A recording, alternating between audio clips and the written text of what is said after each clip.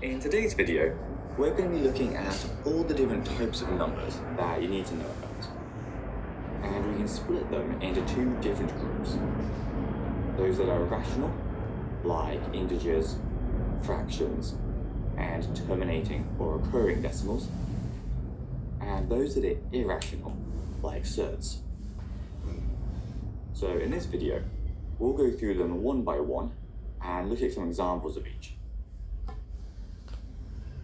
If we start with integers, this is just another name for a whole number. So it could be a positive whole number, like 5, 13, or 412. Or it could be a negative number, like -11 or -92.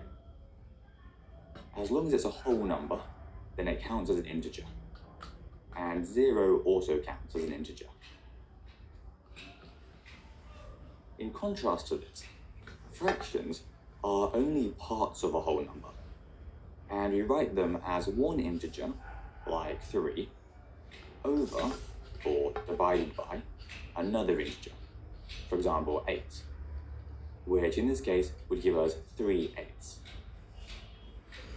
To put this into practice, if you had a pizza and you cut it up into 8 equal slices, you would have divided it by 8. And if somebody then ate 3 of those slices, they'd have eaten 3/8 of the pizza, or eaten 3/8. And so you'd be left with 5/8 of the pizza, because you only have 5 of those 8 slices left. The other important thing to know about fractions is that we have special names for these two numbers. The top number is called the numerator, and the bottom one is the denominator. Now, terminating and recurring decimals are both examples of rational numbers, but they're two different things, and you need to understand what that difference is. Terminating decimals are numbers like 0.5 or 0.625, which have a limited number of decimal places. For example, 0.5 only has one decimal place, which is the 5, and 0.625 has 3 decimal places, the 6, the 2, and the 5. In contrast, recurring decimals continue indefinitely, like 0.66666, going on forever. We obviously don't want to write out an infinite number of 6s though. So instead, you can put a dot above the digit that recurs.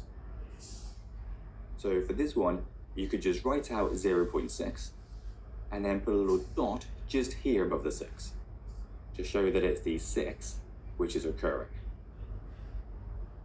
For more complicated ones, like 0.123, and so on, it's the whole 123 part which is recurring.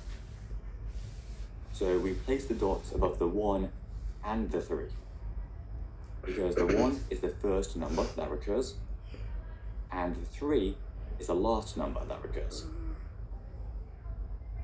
Or as another example, in this number is the 4781 which is recurring.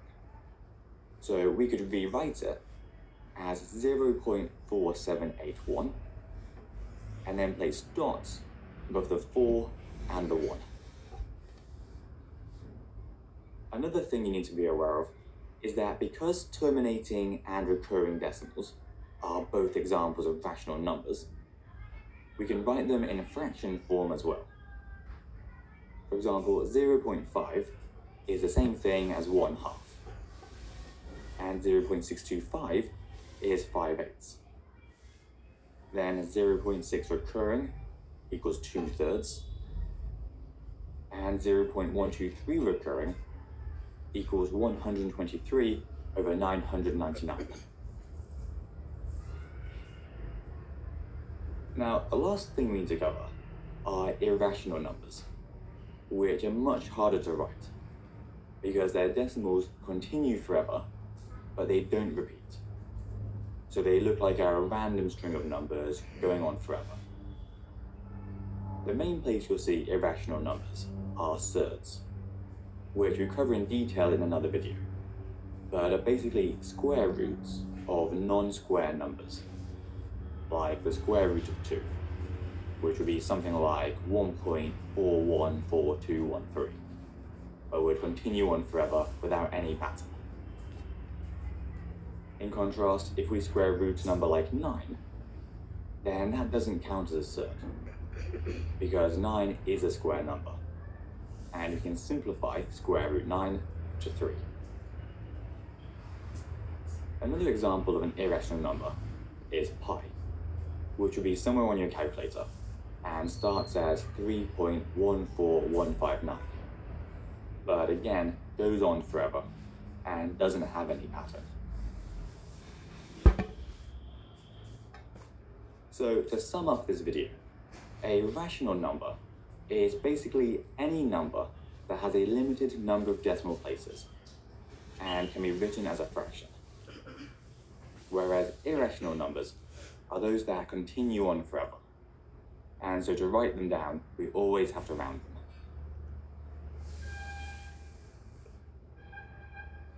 Anyway, that's everything for this video, so hope you found it useful. If you did, then be sure to give us a like and subscribe, and we'll see you